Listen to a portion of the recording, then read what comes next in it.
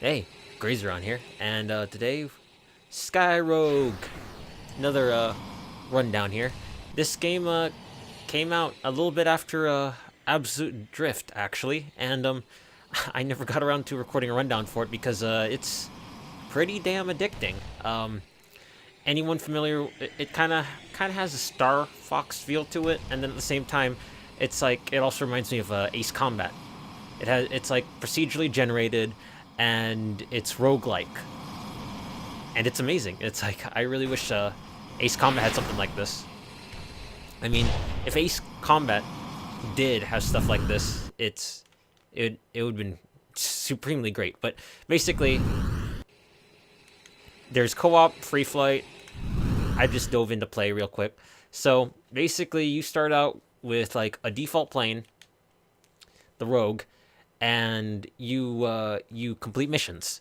Every mission has an objective, and then the game world that you get released into to complete your objective has like random other hostile units, installations, that kind of thing, and it is at your leisure to destroy them or not. There are some missions where you have to you have to attack really big military targets, and sometimes you have to choose certain planes and equipment for it, which don't allow you to stay around. While you can try to make an all-rounder loadout, it's not always going to be possible, and I'll get with that in a second. So, see, you have your plane, then you have 4 weapons, a special, and you can choose your color, which is really cool. I have a preference for teal blue type stuff, but that's far down the list, so I just go with the black one, the dark gray. But yeah, um, notice how on the left it shows the chassis statistics. So basically, every aircraft has a certain amount of payload and avionics that you have to adhere to, like loadout wise. So like every different type of weapon system will have different requirements. So like um, your mileage may vary because I actually played this game enough to have everything unlocked, pretty much. So you'll only have like this default missile to start out with in this slot. Like the top weapon slot can only accept micro missiles and this one well, micro rocket. So it'll handle anything that starts with the prefix micro. But anyway, these mini missiles are kind of like the cornerstone for the game. Like every aircraft can handle them or can carry them, and it's kind of like in Ace Combat where the planes can target, or these weapons can target both air and ground units, while other weapons can only attack a particular class. So you got the light micro missile, so it's like payload 20, avionics 20. So if I hit empty, it lightens the payload. So you can choose from rockets, and also pay mind the ammunition, the damage, the range, and the speed, because they actually do play factors in the game. Some weapons are good for standoff range, like you want to be able to hit something before it can retaliate and get within range to attack you, or you might need something that fires quicker. Some of these things you have to test out yourself, but usually the weaker weapons will fire quicker, while the heavier damaging weapons will fire slower. And keep in mind that the ammo capacity, even you're not screwed. Like the moment you exhaust your ammunition, the ammunition does regenerate over time. It's just like, as I said, sometimes weaker projectiles and munitions will resupply and fire quicker, while heavier damaging ones do it slower. Like bombs mainly will regenerate exceedingly slow. So you got these these weapons.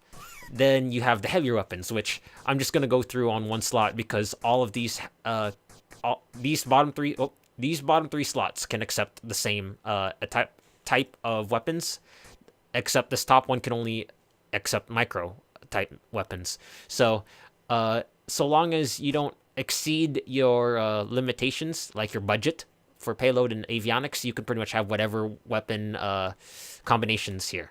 So you have like the Vulcan cannon, which is just a gun on a plane. The generic gun only has a payload of 10, avionics 0, so it doesn't need anything complicated. speed, range, damage. I mean, you can see all the stats here. Then you have the normal unguided rockets. You have the infrared and air-to-air missile. Pay in mind the prefixes and the abbreviations. Like if it says AAM, that means you're only going to attack air with it.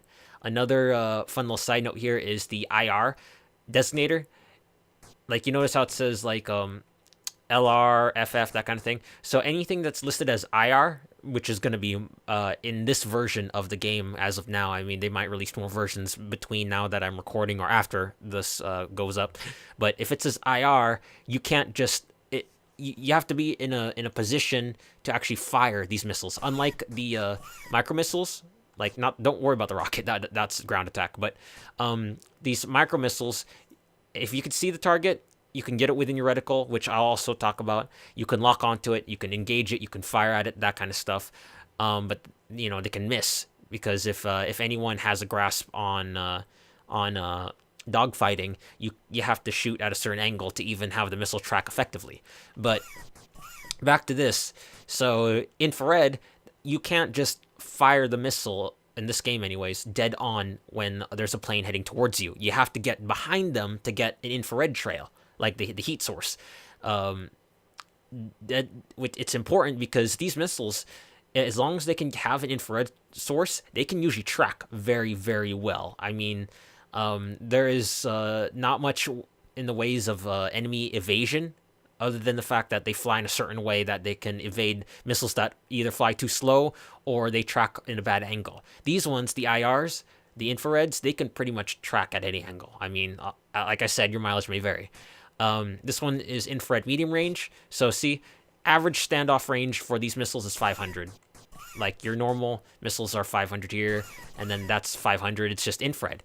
So that means enemies are, like enemy aircraft anyway, are normally equipped with 500 meter or 500 game unit range missiles. So that means by the time you're in range to lock on them, they'll be in range to lock on you. These 1,000 range missiles are really great. I mean, you still have to get behind them, which is a pain in the ass because at 1,000 units away, they're more likely to be facing towards you, trying to close in on you, because that's how their AI is. But if you can get behind them, you pretty much got them good. Payload 10, avionics 50. So notice the more complicated the munition, the more avionics or computer system on board is you're gonna require. So certain planes will have more than others in terms of payload avionics. That's just where the plane classes come in, which I'll also cover in a second. Then you have the longbow, really high avionics, semi-active minimum range. I'm not entirely too sure. Like, don't quote me on this, but I think the semi-active is like the semi-active in Ace Combat, where you have to keep the aircraft, like your target aircraft, within the aiming circle the entire time it's in flight until it comes into contact with the enemy plane. If you don't, then I don't think it'll work. I haven't really been able to test this. I just always keep the target in the reticle to be sure when using this munition. But look at that standoff range, 2,000 meters. And it doesn't need infrared, and it's not, a normal locking. You can pretty much snipe out smaller planes real quickly, and also other bigger targets. Then you have the one air-to-ground missile. I kind of wish the game had more variety in air-to-ground attack. They only got guns and missiles, or one missile, and the rest are rockets. But yeah, this one, like I said, I wish they had a variety, because this 750 meter standoff range, the SAM sights, or to those who don't know, surface-to-air missiles, they will engage you like at 750 meters, because I'm pretty sure those SAM sights are also equipped with these types of missiles right here. Then you have the 40mm autocannon, which heavy payload, light on the avionics. All the rockets and most of the guns will not have avionics requirements, because they don't really require any input from a computer. It's just you firing it. It's you just aim it. But this has 1,000 range and really high per shot damage, but it reloads really slow. It's actually affected by gravity too. So there's that issue. Then you got a cluster bomb and a normal bomb, which they are freaking heavy, but they do a lot of damage, like on point damage. Good against ground targets, and sometimes the occasional air unit. You may or may not get to see that when I do a quick playthrough here. Then you got the heavy Vulcan. Then you got the heavy rocket. So the heavy Vulcan is like the normal cannon, but just does more damage, fires slower, lower capacity. This is the rocket that fires heavier rounds and does more damage as well. So you can equip that kind of stuff. Also, you can since it's roguelike, as you complete, like, notice at the top it says tech level 26. That's the max tech level. I've been playing this way too much. And then you get money. Using that money and the tech level, you research stuff. So every time you hit a certain tech level, you get to unlock a type of technology. Then once you unlock it, then you have it for use on your plane. Then when you crash your plane and die, ultimately, because the planes do have health, you start all the way from day one. Because the operations are based on days. So once you die, you can choose your tech research. If you've unlocked it, then boom, you got it bought. But when you crash and you die, any equipment that's not default on your aircraft, like any equipment that you research through the Aero Lab, will get reset and you'll have to rebuy it. The default weapons is this micro missile, that gun, and this rocket. And also there are specials. Oh, I forgot about that. Specials, you get the flares. You only get like a certain amount. I think you get like 8. You deploy the flares, it throws off the missiles. If you don't time it right, the missile will track to the flare and come back and hit you. Then you get boost, which gives you a supreme sudden boost to speed, as it says in the description. But you only get limited amounts of those as well. And aft firing micro missiles. These are cool. There's no locking reticle. You just fire them, and it'll engage any target within range behind you.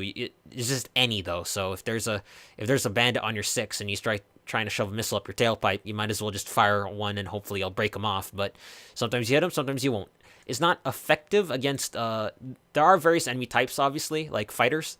There's drones, and then there's fighters that actually have access to the same aircraft inventory as you do, just to a narrower extent. But they will require multiple hits, while some of the weaker enemies, like the drones, unmanned drones, will require less shots. In the Aero Lab, I forgot to mention, this is where you buy your stuff. I bought most of the stuff, but earlier before recording, I did die. So I lost some of these things and have to rebuy them. So it is in your interest to not die as much as possible. And, because you're going to end up hemorrhaging money. Like, see, right now I'm at $8,000. The things I bought is this Turbo Vulcan, which is more appropriate for air-to-air. It has avionics requirement, but it fires way faster. Then Dodge, which is probably what a lot of pros that have played this game a lot will use as a special, because it's a special. And they'll use it above more than anything else. It has no limitation. It just has a charge. Like, it has no ammunition capacity. And it makes you roll out of the way. It is amazing. Then the other two I bought was the Javelin, the micro missile. The Javelin's a medium range standoff instead of the long range weapon, or missile. And then the Turbo micro missile, which is really good. Is a good micro missile to use over the normal one, because it travels faster. That's about it. The suffixes will usually denote its speed. Like, -T is turbo, which means it'll go faster. -H means it's heavier. It's that kind of stuff. And then the swarm micro missile means you could fire it quicker in succession, but it's weaker, obviously. So our mission objective, we'll dive right in, is to attack a command base right now. So just for sake of example, I'll use the vanilla plane. I will use heavy bomb. There you go. Actually, wait. I'll use a cluster bomb because it's lighter. See, different aircraft will have different requirements, and I'll go over that after this. I always carry Dodge nowadays. There you go. And payload, let's go with a Vulcan. There you go. I got a good complement mix. So deploy. Then you launch off your carrier into the deep blue and onto your mission. So you got your health in the bottom left. The alert, I guess, is like a wanted level, kind of like in Grand Theft Auto or something. I've never really noticed it to do anything severe. Then you can roll with the dodge. It's really great for dodging missiles. Game is controller friendly. I recommend it. I definitely recommend it. You get, a weapon wheel, or you can just switch to them. You can use the arrow on the arrow keys on the controller, and your reticle will change based on weapon. So this is the missiles, the broken circle, the bomber reticle. Oh shit! Roll. Oh yeah, I got hit. Let me deal with these guys first. So these guys are drones. See, they just take they don't take a lot of damage. And also notice the ammo capacity for this micro missile is 3, but it says 6 right now. Well, it's because it fires in pairs. So there's that. Anyway, as you fly steady, you're with bomb type weapons. Rockets don't count, but there's only 2 bomb type weapons in the game. Your reticle gets tighter. And so if you want to be accurate, you have to fly slow or you have to fly really fast, because as you fly faster, it does also tighten as well. Which this can be a problem when you're being chased by other planes. So, and notice how like important structures and installations like this have defenses around them. So that's the thing to keep an eye out for as well. So now I'm gonna go straight down, because dive bombing actually is accurate. That's why they utilized it back in World War II. Roll. And you can also lock your camera to your target. Now notice how a health bar shows up next to the target. So that's a good point of reference. And you can also switch targets. Oh god. Okay, so it's still up. It's good to use the target switching to you know, get a bead on who you're attacking.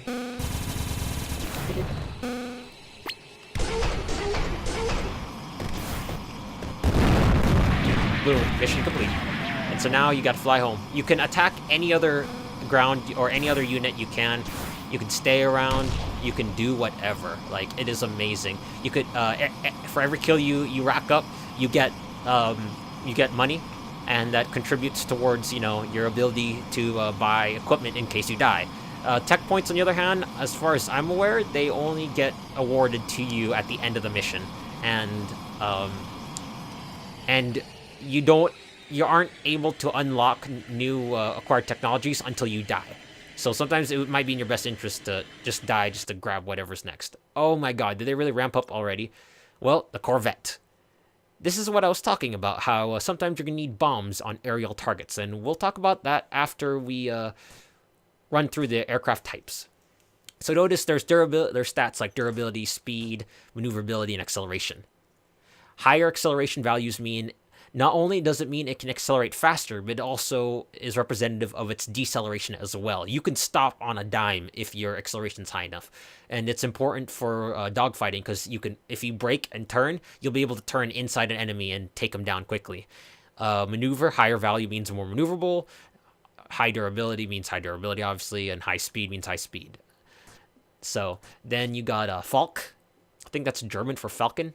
Light interceptor it has less durability, but better top speed, less acceleration.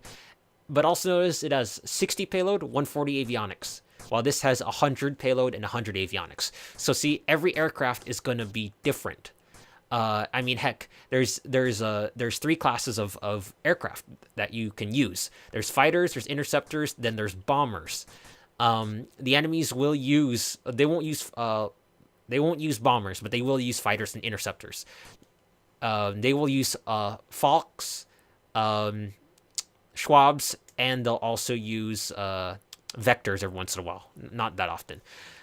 So then here's the Vector, as I literally just mentioned. Medium range interceptor. It has 80 payload and 190 avionics. This pretty much means it can mount all of the heavy weapons, like the complex weapons, like all the long range stuff, which is useful for engaging a lot of air only targets. But for ground units, you're more inclined to stick with a bomber because of the payload. Then the Raiju swing wing. This one has 80 and 190 as well. See, they both are the same, but this one has lower durability, faster top speed, lower maneuver, or same maneuverability, but has the worst acceleration of any jets currently in the game. But its top speed just really is nice for outrunning things. Then you have the Condor, light bomber. Bombers are obviously going to be slow, not as agile. Well, this one's actually pretty maneuverable compared to the interceptors. But you can pretty much give it a mixed bag of weaponry. Bombers are usually my choice for endurance runs on missions, and what I mean by that is not only do I take out the main objective, but I just clear out the entire area. I do it for fun, and it racks up money. Zulu, one of my favorite, or it is my favorite bomber actually. It's a juggernaut. It has 250 health. It's slow, not really pretty looking, but 190 payload. You can carry multitudes of bombs on this damn thing. It's great. Then you have the Kirin. Yeah, you have the Kirin, which I think is an Asian mythology creature. But anyway, swing wing bomber. Swing wings don't really, I don't think they really do much. They just is representative of being faster. Like this also swing wing, but you know, it barely has good acceleration in comparison to others. This one, although compared to the Raiju, which I think is also an Asian mythology creature. And Condor is like German for... Oh, wait, it's not German. It's just a Condor. I'm an idiot. Anyway, this one is fairly nice all-rounded because it's 100 to 100 payload in avionics.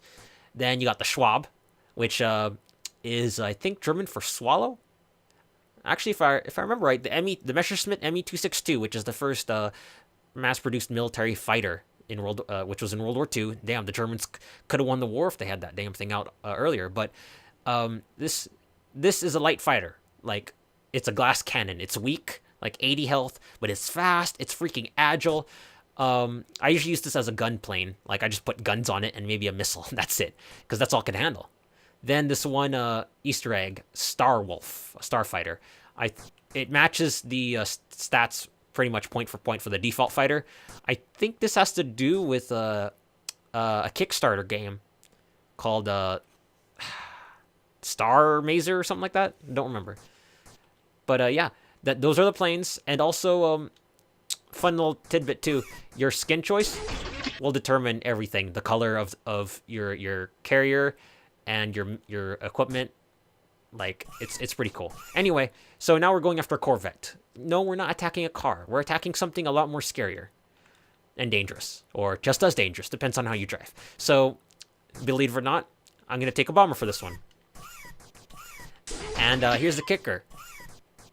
The Corvette's not on the ground. I'll say that right now. And you know what? I'm going to forego... Oh, I can't take another ungunned bomb. Actually, here. There we go. I'm going to go without any anti-aircraft. It's funny because I'm taking on a very big aerial target without any aerial weapons. But you'll see how this pays out in a second.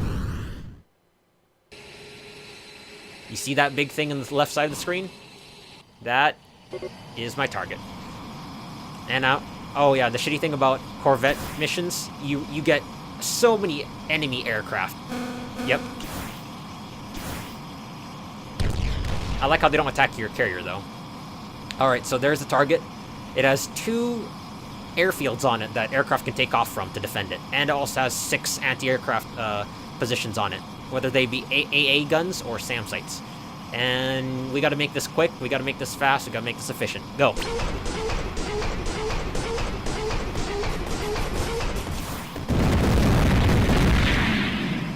And then I'm getting the hell out of here. So see, you don't even have to... Oh god, you don't even have to stay and fight everyone. You just need to know how to go. Oh, shit. But yeah, this game is fun. The co-op isn't... I don't feel like it's fleshed out as well as it could be. But it's still early release, early alpha, so there's still room for improvement. And the fact that you can just pretty much... I don't know, the game is addicting to me. I love Ace Combat, so this just feeds that, you know? A never-ending Ace Combat. I don't know, sorry, I'm just... Oh yeah, and you have to be really careful landing on this carrier, because if you're not careful, you will crash and you will die. You have to hit a minimum speed threshold before it will actually, like, quote-unquote, catch you and let you land. If you hit it too fast, you might hit the deck and you'll die. I think as a final thing, I think this video is running too long now. As a final thing, I'll do like the AWACS, which is which has AWACS missions, which if no one's familiar with AWACS, it's a air warning and command system or something like that. I don't know. All I know, it's those planes with the big giant discs on top of them. They're utilized for forward air control of the airspace kind of thing. Anyway, mostly these missions have to do with a lot of aircraft, not unlike the Corvette mission I just did. So I like to use the Schwabs, and like I said, I like to use a gun truck or a gun plane. Let's make it all guns.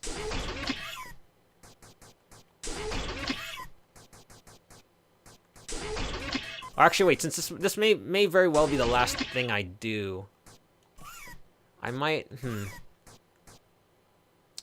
Nah, I'll play with the Schwab. Turbo Vulcan. Launch. You can also return to the carrier at any time to resupply and get health, and also there are ground stations as well, like ground airfields. Oh, this is gonna be interesting. I could use standoff missiles like the heavier tech based stuff, but I chose not to.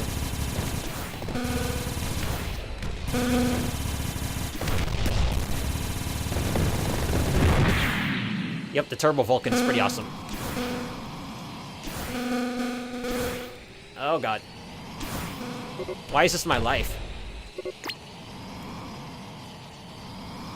Go, go, go, go, go.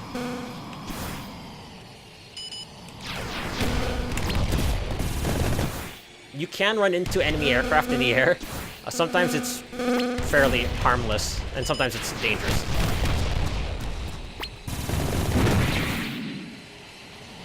Oh god, get off my ass, holy shit.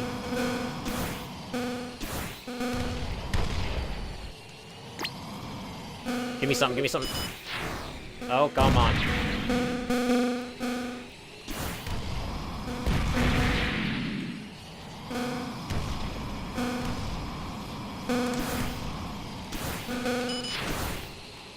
Oh, they hit me. Yeah, this thing is really weak, so if you don't deal with them quick, you will potentially die. You need good rudder control, and you need to know how to dodge quickly. If I had flares, I would be dead. Dodge just saves your life a lot. So yeah, see, the enemies are using Falks. It's named as such. I can't. I don't know if I can do this. There's just too many. Also notice there are red X's when your missiles fail to track. And there you go, I died. See, I got complacent and I stayed. But see, I guess this is a good way to show. It shows your kills once you die. It shows your tech level, which I maxed, and it will show your items that I lost. I lost the Micro T, the Gun T, and the Dodge, which is terrible because those are important. Now I'm back at day 1, I have the money, and now I gotta rebuy. And that's that. I guess that sums up Skyrogue. I definitely recommend anyone that likes these kind of arcadey fighter games to get them. I mean, it's definitely not what Ace Combat's turned out to be with Assault Horizon, but you know, it's great. It's fun, and I can't wait to see what else turns out of this game. So, yeah. Until next time, CrazyRonn out. Peace.